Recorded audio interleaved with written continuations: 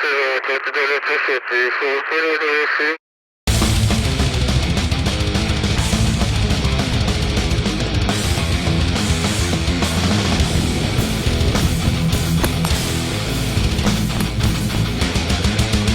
what's up guys? It's Jeremiah with Modern Protector, and I'm out here in my backyard. Got summer weather today. It feels absolutely gorgeous.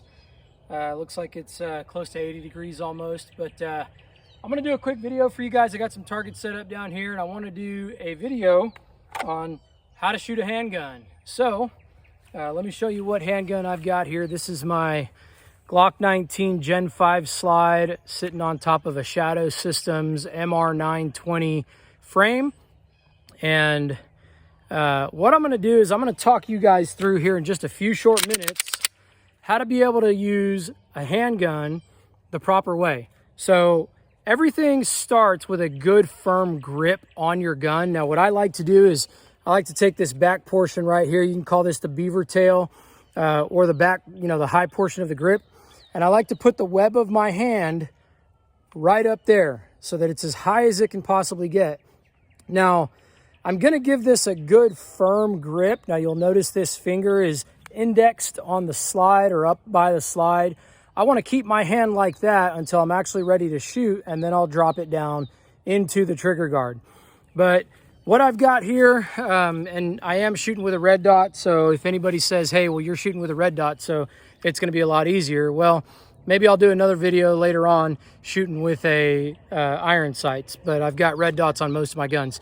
So you get a good high grip. Now what I want to do with my support hand is I want to close in this area right here by putting my palm there and letting the other hand fold over my primary hand. So I've got my support hand folded over my primary hand, and you'll see that my thumb is also nice and high on the slide, and my other thumb is actually kind of high. The reason this thumb is high is what I'm doing is I'm giving a forward pressure with my web of my, in between my thumb and my pointer finger, and I'm using my pinky finger right here to create that pull, almost like a fulcrum point. And in fact, even if I didn't have my other finger attached, I can still get a good firm grip on it. So we get a good firm grip on the handgun. I close my other hands over, and in my classes, I talk about something called proprioceptive indexing, where you can know exactly where to land this knuckle based on touching it to this knuckle. But I'm not going to get too deep into that right now. Now, when you're shooting a handgun, what you really want to keep in mind is the grip and the sights aligned on the gun are probably the two most important things, along with the trigger manipulation. So the whole purpose here is you want to be able to shoot the gun holding it with a good firm grip, aligning your sights on target, and not moving that handgun when you pull the trigger. So the gun breaks, nothing moves. What I often see in the classes, especially with newer shooters, is they anticipate that recoil and you get this action. And it drops down a little bit because they're anticipating the recoil of that handgun.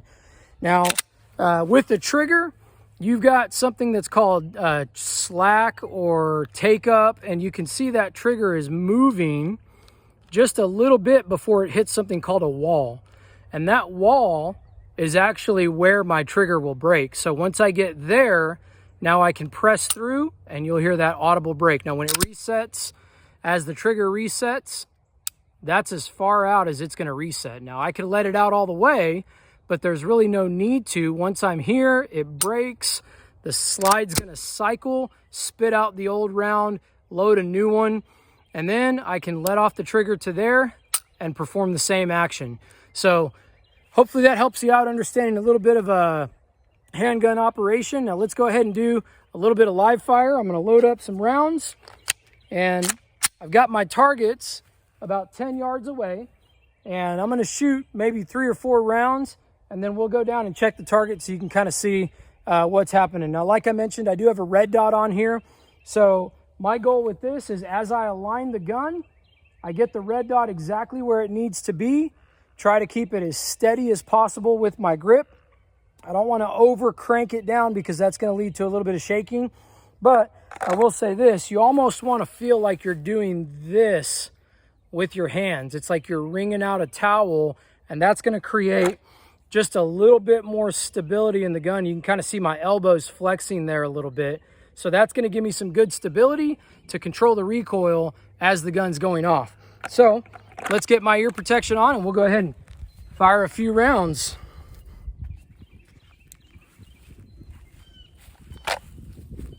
So we got a good firm grip. I bring my support hand in, aim the gun onto the target. And I'm not really caring too much about stance. I don't really care what you're doing with your feet. I mean, gosh, you could have one in front, one in back. The whole purpose of this is that you're not letting the grip or the trigger press move your sights once they're on target. So we line it up. I'm gonna slowly take out that pre-travel and then fire one shot. Slowly take out the pre-travel. Fire a second shot.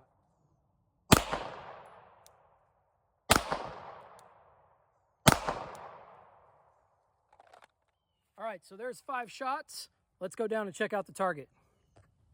All right, so after those 5 shots, you can see they were all pretty close together. I will say that I think I probably maybe jerked the trigger just a little bit. I like to stack rounds on the same spot if I can. That's kind of the goal, and the purpose is accuracy is really the key. And if you can be pinpoint accurate at 10 yards, whenever you have an increased heart rate and maybe you encounter a potential situation where you're having to use your handgun in a defensive situation, being extremely accurate is really important. So as you can see, they're all right here. That's less than the size of my fist. At 10 yards, I'm pretty happy with that. Let's go ahead and do a little bit more shooting. All right, I've got about 10 more rounds left in this magazine. I'm going to shoot those off at a fairly decent pace. I'm not trying to, be like a speed shooter or anything like that, but I do want to shoot them at a fairly decent pace, and then we'll show you what the target looks like at the end of that. So here we go. We get our good grip. We get that proprioceptive indexing where my thumb or my knuckle is over the top of my other knuckle. I get my sights on target, slowly press the trigger.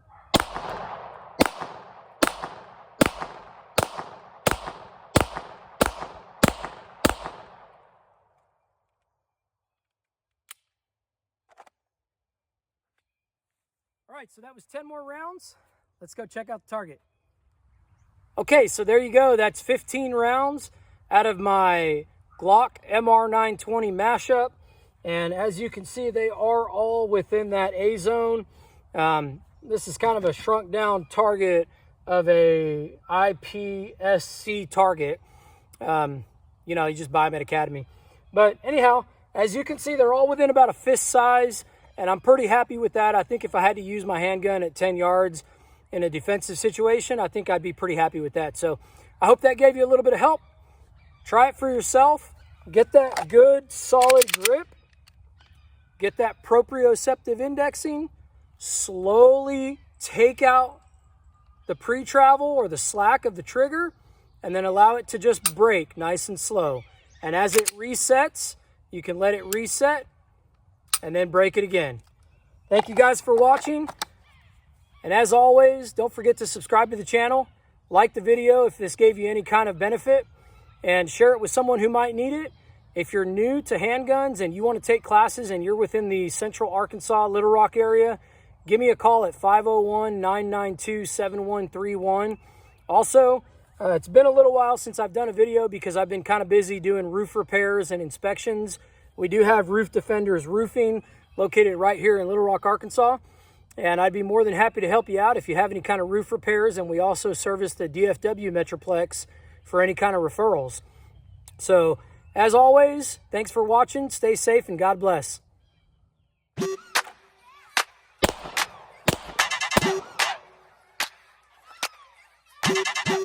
For me, work, body for me, work.